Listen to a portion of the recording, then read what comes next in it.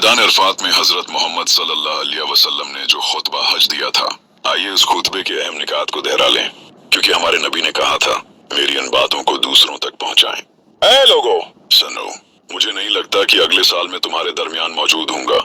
मेरी बातों को बहुत गौर से सुनो और उनको इन लोगों तक पहुंचाओ जो यहाँ नहीं पहुंच सके। ऐ लोगों, जिस तरह ये आज का दिन, ये महीना और ये जगह इज्जत व हुर्मत वाले हैं, बिल्कुल उसी तरह दूसरे मुसलमानों की जिंदगी इज्जत और माल हुर्मत वाले हैं। लोगों के माल और इमानतें उनको वापस करो, किसी को तंग न करो, किसी का नुकसान न करो, ताकि तुम भी महफूज रहो। याद रखो, तुमने अल्लाह से मिलना है और अल्लाह तुमसे तुम्हारे अमाल की बाबत सवाल करेगा। अल्लाह ने सूद को खत्म कर दिया, इसलिए आज से सारा सूद खत्म कर दो। तुम औरतों पर हक रखते हो और वो तुम पर हक रखती हैं। जब वो अपने हुकूक पूरे कर रही हैं, तुम उनकी सारी जिम्मेदारियां पूरी करो। औरतों के बारे में नरमी का रवैया कायम रखो, क्योंकि वो तुम्हारी शराकतदार और बेलौस खिदमत गुजार रहती हैं। कभी जुना के करीब भी मत जाना।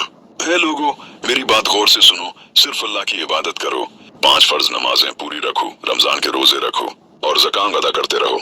अगर इस्तिताअत हो तो हज करो। जबान की बुनियाद पर, रंग नस्ल की बुनियाद पर तासुब में मत पड़ जाना।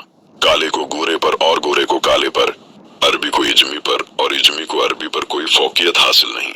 हर मुसलमान दूसरे मुसलमान का भाई है। तुम सब अल्लाह की नजर में बराबर हो। बर्तरी सिर्फ तकवा की वजह से है। याद रखो, तुमने एक दिन अल्लाह के सामने अपने अमाल की जवाबदेही के लिए हाजिर होना है। खबरदार रहो, मेरे बाद गमराह ना हो जाना।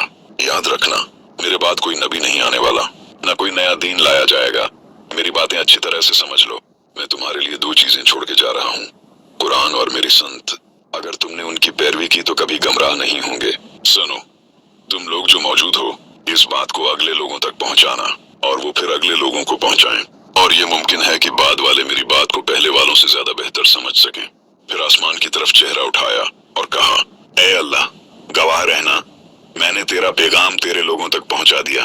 अल्लाह हमें इन लोगों में शामिल करे जो इस पैगाम को सुने, पढ़ें और उस पर अमल करने वाले बने और उसको आगे फैलाने वाले बने। अल्लाह हम सबको इस दुनिया में सुरूर, कायनात की मोहब्बत और सोन्नत अता करे और आखिरत में जन्नतुल फिरदौस में अपने नबी के साथ इकट्ठा करे। आमीन।